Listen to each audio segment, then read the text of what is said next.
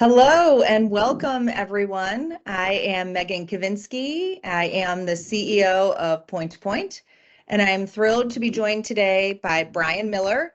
Brian is Senior Vice President at ARCAT, and we had our first opportunity to meet about a year or so ago. And Brian had just come from CSI conference where he had given this talk on 20 bits of advice. And, he would sort of dole out a nugget here or there for me, but I had to invite him on our webinar show so that I could get all 20 of them. So I could just fully get the full enchilada and share it with all of you. So thanks for joining today, Brian. Thanks everyone for attending. Brian, you want to give our audience a little bit of your background beyond just ARCAT, help understand who you are? I got into the business back in 1987. I was quite young. Actually went to Miami of Ohio. Worked for Xerox for a couple of years and then worked for Sweets Catalog File back in the days of print. And back then people did binders and Sweets Catalog File was very dominant. Got to know Rick Janot, who ran Sweets and Dodge and Arc Record and E&R, whole construction information group. He left in 91 to start ARCAT. I left in 92 to do some building product sales and marketing consulting. In 01, Rick convinced me to join him at ARCAT. Product selection was moving from a print to electronic. And so it was like a golden opportunity. And I was with ARCAT for about 15 years, left in 15 when he retired, had some fun with some startups, and came back to ARCAT a few years ago. But most of my career has been helping manufacturers get specified. And through that process, I've gotten those really cool individuals and get some pretty good insights.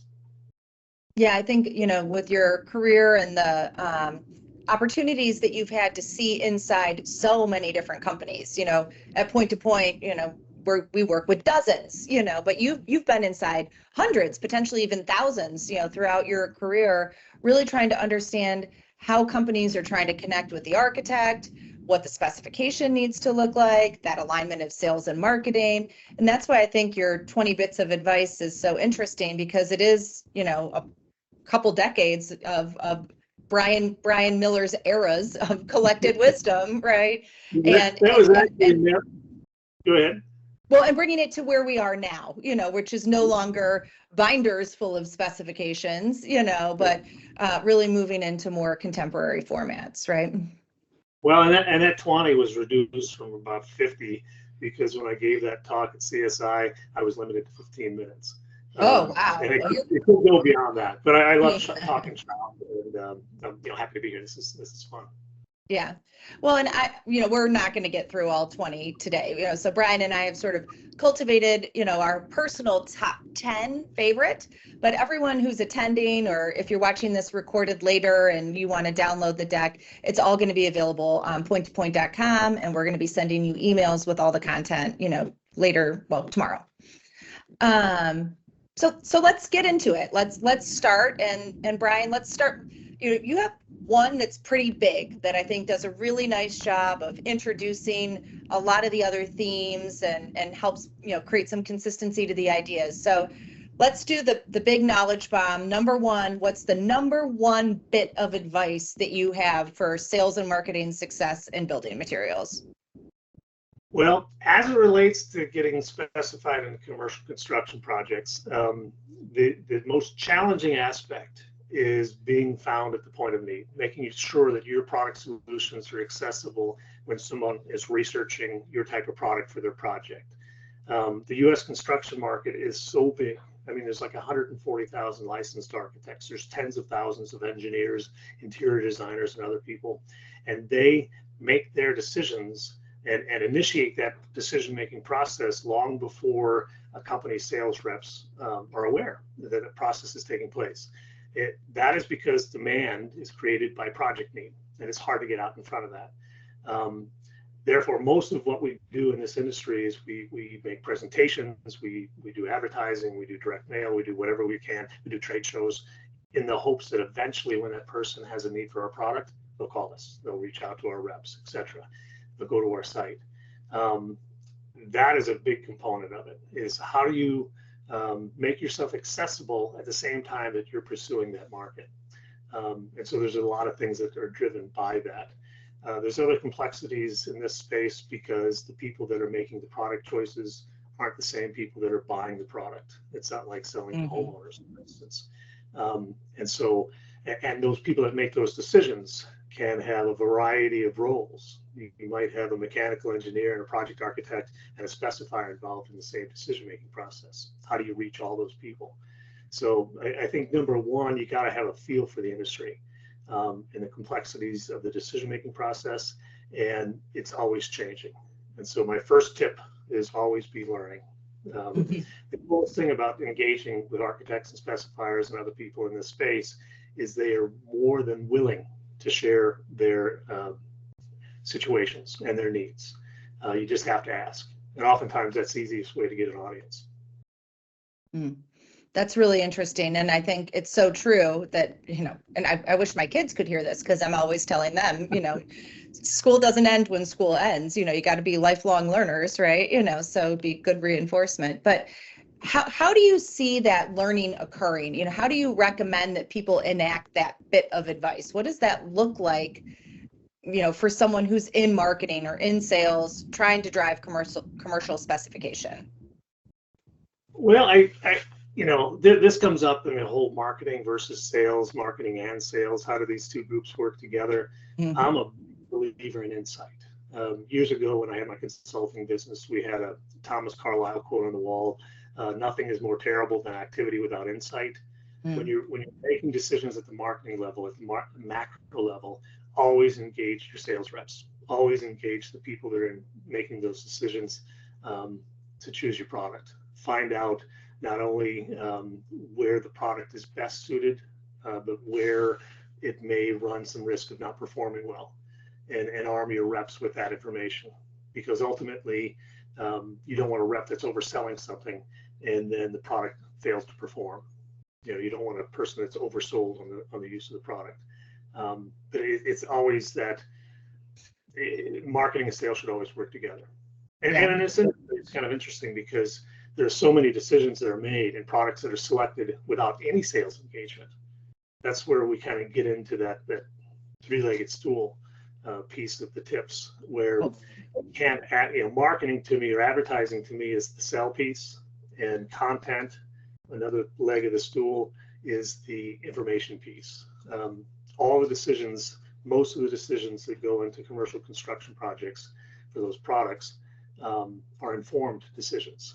And so that content is key in driving that information.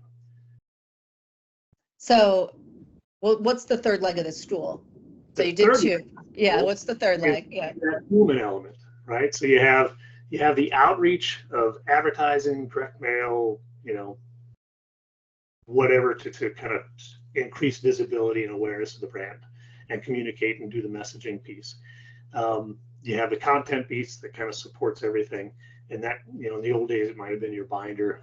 Today, it'd be your website and the content on the site. And then you have the human element, the sales organization. You have the distribution piece, the access to product locally. You have to manage all three of those things effectively because they all support one another. And you can't ask some elements to do the job of the other elements. For instance, if you have a sales arm, you can't expect them to be everywhere at once. There are companies like Sherwin-Williams, one of your clients, that has probably 200-300 reps across the country. They can't be everywhere at once, and so they back that up with the content that they have on the site and through sourcing platforms like ARCAT to be there in those situations where they couldn't possibly be. Yeah, well, and that even in that most recent AIA study that just came out a month or so ago, you just touched on the two places that people are looking for information the most. It's the rep and the website, so, but I actually want to go back to before the three-legged stool, what you were talking about in terms of be learning through your sales organization. And I want to just build on your idea a little bit because I totally agree. Like when we create campaigns for our clients or we're doing marketing, programs, we always think honestly of the sales team as our first audience. Like we have to get the sales team on board and have them believe in what we're saying and make sure that it's right for the market, or the whole thing will fall apart. You could go out and generate a bunch of demand or product interest and it's not going to get pulled through the right way, or the customer experience is going to fall apart because the sales team won't talk about it the same way that the company is talking about it, right? So you have to make sure they're on board. But where we frequently are just floored or surprised, and this is more so even on the commercial side than it is on the residential side of the business, is how little voice of customer so many companies have about what the customer is really looking for in terms of the product and the differentiation or the type of engagement with the organization. And so I would just challenge your always be learning to make sure that it goes far enough. Too often we see companies rely on the sales team, which brings their own bias into the equation versus having that true, unfiltered, authentic customer point of view.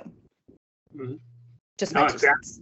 Mm-hmm. Yeah, no, that's so huge. And I hadn't even thought of the buy-in component of that.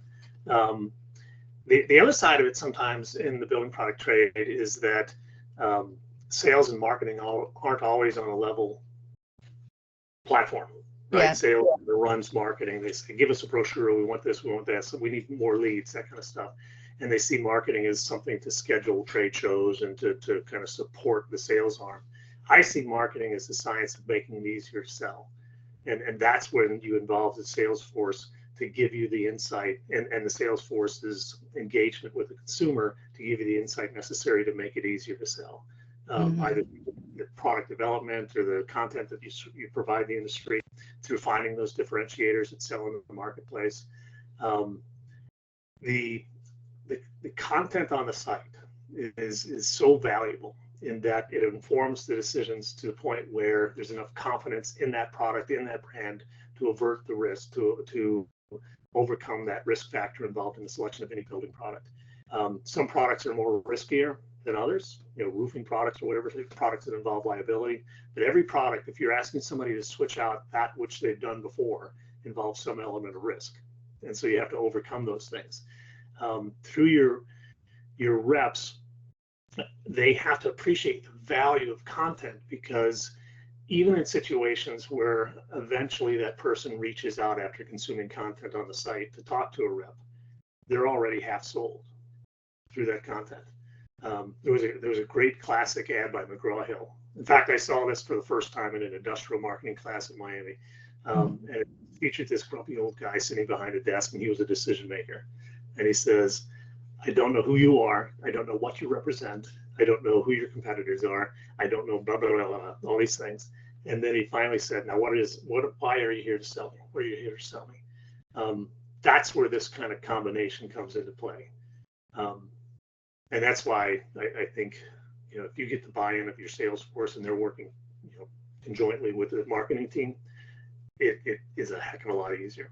Yeah, well, and certainly I don't think that type of sale happens very often anymore, where you have a truly uninformed buyer sitting on the other side of the desk. And that's what we've seen change a lot in the last 10 years, is companies really realizing that you're starting at the end of the sale, with a really informed buyer on the other end of the line versus, hello, we're ABC company, we make XYZ product.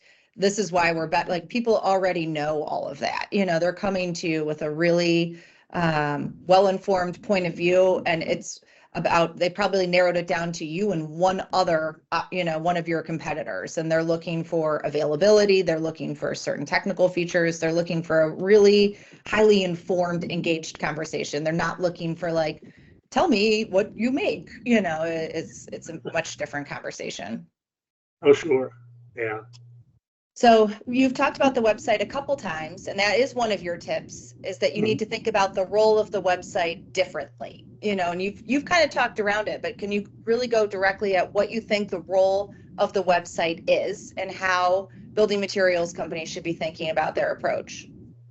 Yeah, this is fascinating to me, because when I left ARCAT for 5 years and came back, I pre-qualified the state of Florida, went through like 800 manufacturers' websites to see which ones had products that were specified nationally. And I was amazed that in that 5-year absence, so many companies' websites had kind of become lead gen sites, where there was a lot of pretty pictures, there was a lot of enticement, there was a lot of teasing, and everybody wanted you to register to access the actual information. And building product selectors don't engage in that typically. They'll pass you by. They'll go to the person that makes your product. For every name you capture, you may lose 9, right, opportunities. And these commercial project opportunities can be $1 million projects. You can't, in my mind, you shouldn't play in that space. There are ways to capture names further down the funnel, I think. But the key to a website is that you have to look at it as a buying tool. This is how the marketplace is introduced to your product. This is the content that they consume to be informed enough to gain enough trust and brand to use your product. And you don't want to get in the way of that sales process. You want to facilitate the sale and not interrupt the sale. And if you gate your content, you're kind of doing that. It shouldn't be seen as lead gen as much as it is content and education. There was a fellow, Rick Bro, who's since retired at Centria. And years ago, he said, Brian, it's not about selling, it's about educating. You have to educate the marketplace. That gives you the audience, that gives you the mind share, and then eventually get you specified. Yeah, I think, you're 100% right. And that is, we see a lot of companies. I mean, there are opportunities to do some gating, probably most often where we're comfortable with our clients doing it is in something like a design guide. But, like your specifications or any sort of technical documentation or, ability to use a configurator or anything like that, you want to make that as friction-free, as easy as possible. It's very similar to how we think about our own marketing for point-to-point. Like we don't have a ton of gated content. We're like trying to give away our expertise because we know that you're going to need us to be able to apply it, right? Where same thing for even more so for a manufacturer, get the spec out there, get the, the technical document, the warranty, all the information that someone might need out there, because that's when they're going to be able to then actually specify your product so it can't get bought, right? And if you make that hidden or make that difficult to get to, architects, they don't have, they're like all of us. They're super pressed for time. They have a ton of different options. For the most part, I would say the building materials products, they're not all commoditized, but there's always someone else that's out there, that they're going to be able to flip the spec to or use their product instead. And so you got to make sure that you're not doing anything to get in the way, give away the expertise, and the reward will come with the product sales, right? But if you bury it or you make it difficult, it's not going to happen. A lot of times people look at like a traditional sales funnel, and there'll be that top of the funnel, point of discovery, point of initial engagement, and then you go through to consideration, and then maybe comparison and selection and configuration, ultimately to specification. And so they presume that their technical documents are things that they can kind of hide, that they've done the sale enough that this person is going to want to register to access the specs. Now, there are some product categories. In this industry, you can't generalize and say everything. There are some product categories where they actually do need to get their design consultants involved really, really early, and so that's a necessity. There's a client here in Cincinnati that makes helipads or security systems, that kind of stuff. But the technical documents are oftentimes hidden, and those things are used in the early part of the selection process too, because that's where you have testing data. That's where you compare apples to apples. If somebody is looking, everybody talks about the basis of design. I want to be basis of design because that is a proprietary spec that's used. It has all my differentiators in there. That spec will be more likely to hold through the process than get swapped out. With technical information being part of this, sometimes in addition to that basis of design brand, they will add 2 or 3 other brands just to make it competitive on bid stage. And if you preclude yourself from being compared on the testing data, if you prevent that from taking place, you may not get mentioned on somebody else's basis of design spec. You don't want to, like I say, you don't want to disrupt the process. And as you indicated, there are so many things that you can ask for registration or people to give up their email address that benefit them in the selection process. So you have to kind of pick and choose and do a balancing act. But whatever you do, don't gate everything.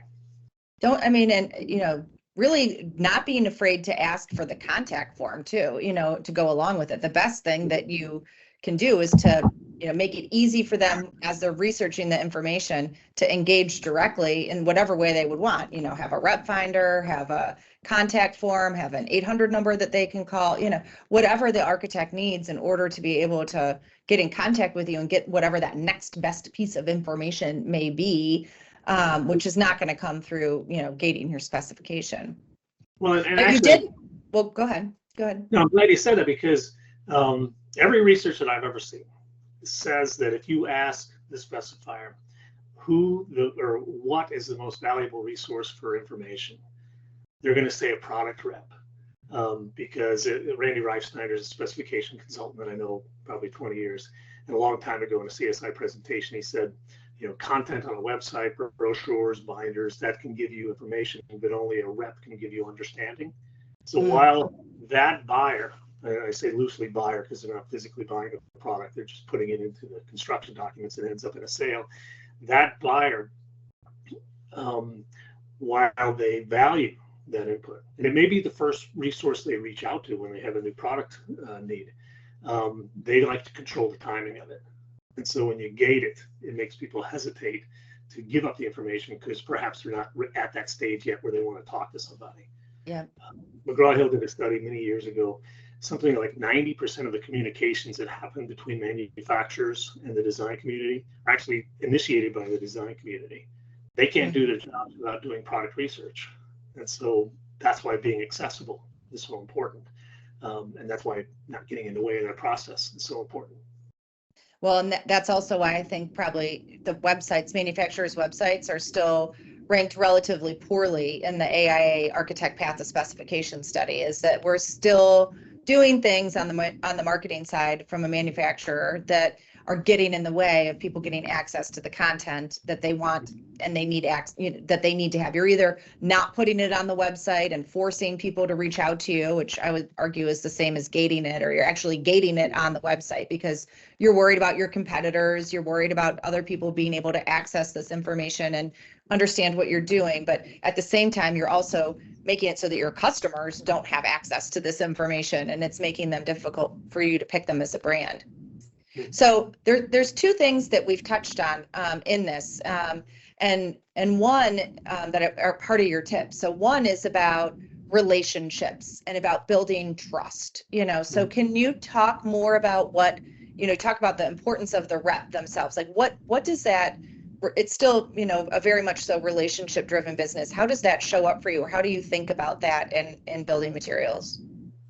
Well, when I talk about trust in building materials, as it relates to individual reps, obviously that's the human component and how you engage and how you respect the role and the situation and how you educate and inform versus how you try to convince and sell and push. Oftentimes that first engagement doesn't come at that point of need. It may come because you've seen something on a Dodge or Construct report that says this company is bidding a certain project, and you may want to talk to them about swapping out that which they've already chosen, which they tend not to want to do. So you end up talking to them about the next project. If you go in with a respectful nature and you are informing and educating and asking questions and getting insight and really connecting, it goes a long way. And there's so much to this that is beyond my knowledge. CSI, Construction Specification Institute, has great programs, CDT training. Sharice Lakeside, our podcast host, Detailed, has probably taught 1,000 individuals CDT, construction document technician, I think it is. So you have a full understanding of what that specifier does to select building products and the legality of the documentation that they have to create. There's another course that comes after that, CCPR, for product reps. But if you have those credentials, you get an audience, you have a much greater awareness of the situation, the project demands, you have much more credibility. As it relates to the manufacturer and trust in brand, it's more about confidence in the selection process and risk aversion. If it's a brand that they haven't considered in the past, you have to do a lot up front to overcome that fear of doing something different, or perhaps using a product in a different application for the first time. Sometimes I've heard that people say architects are lazy and stuff, which really bothers me because architects are overworked. There's not enough time in the day to reconsider and reevaluate 2,000 different products in a given commercial construction project. And so oftentimes, once that brand is chosen the first time, it'll be used again and again and again, unless there's a problem. It's key to overcome that fear of swapping something out early on through gaining that trust. And you do that through not only the content you provide, but the quality of the content you provide and the quality of that interaction with your brand. How responsive are you? I mean, this goes into consumer marketing as well. How are people treated on the phone? How do you support the process from the earliest part of the design phase on through specification and eventual construction installation, and after that, that's where you develop that trust and brand that's necessary for people to be convinced enough to use your brand. Mm-hmm. And my follow-up question, and it was something that you touched on earlier also, is I think that proprietary guide specification is actually a way that you can help build the trust, right? Where you have all of the details and all of the information, but talk about why you think a proprietary guide spec is so important, especially in this world of everything having an equivalent, right? So how do manufacturers think about this? Well, that's a great irony, because oftentimes, like in public products or public projects, you won't see brands mentioned. It'll be testing data, it'll be performance driven. But every manufacturer of building products, of consumer products, of other products, always tries to find that differentiator, that piece that sets them apart, that makes their product better than their competitors. And that's how they go to market. Well, proprietary guide specification contains whatever sets that company apart.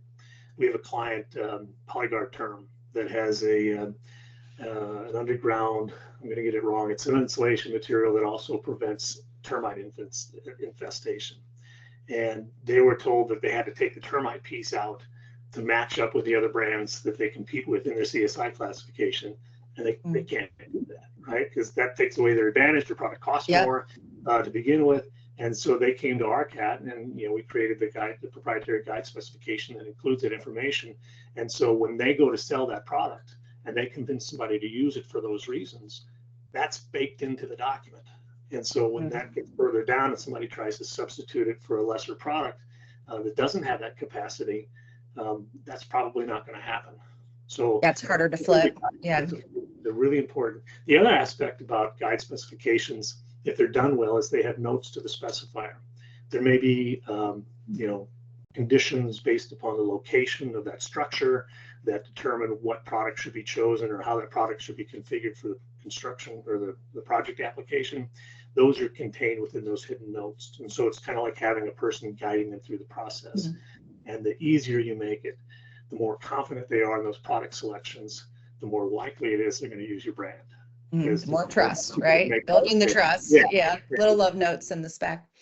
Well, we're almost at our time, but I do want to get to this last one that I have for you, which is you feel real strongly about use of video and social media. And I'm going to take video out of it because I think pretty much every brand is has figured out video and ways to make video more affordable.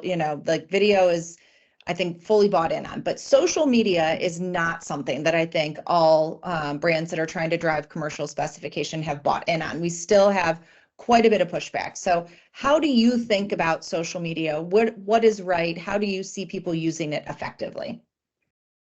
Well, that's a whole subject. I know. You have 30 seconds. The cool thing, I give Brian Miller 30 seconds.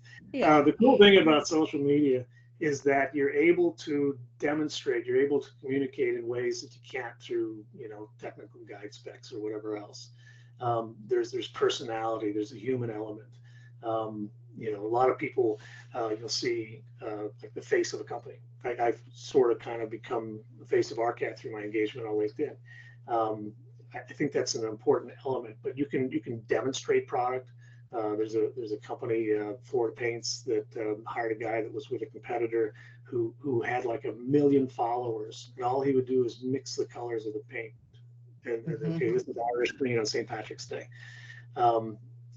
That educational component goes beyond traditional resources, traditional material. And I think this is especially true, obviously, with millennials, Gen Z, who have grown up consuming all sorts of content. Now, I personally don't think that search or that I need this product, I'm going to go to YouTube. I don't think that happens as much on the commercial side, much specifiers and architects, but it is an enhancement to the other content that you can provide the marketplace. And it is a way to engage and communicate that goes well beyond static information on the website. Yeah, I think that part of what people overlook when they think about social media and where it fits in is, a lot of times I put content out there and it, I'll be honest, doesn't drive tons of engagement, but I get more people who I am talking to, customers or colleagues, or I'm at an event and they're like, I saw that, thought that was great. Really liked how you did that over there. I'm like, come on, guys, could you give it a like then? Could you reshare it? But people are noticing, people are paying attention, and it's helping keeping you top of mind, because really at any point in time in B2B, only 5% of your customers are actively in market for your product, right? And so whatever you can do to help extend that presence and to help beat that, continue that drumbeat, I think goes a long way. But we are at our time, and we got through, I think, 9 of the 10 that we were going to talk about. But Brian and I were going to send out the deck to everyone who attended or registered to attend. Both of our contact information is in there. And so if you want to talk about the other 10, either one of us would be happy to do that. And, we're fully accessible to you. So thank you, Brian. That was great. Definitely got some good nuggets of wisdom over your eras. And thank you, everyone, for attending today. We'll see you next month. Bye-bye. Thanks, Megan. Thanks, everybody.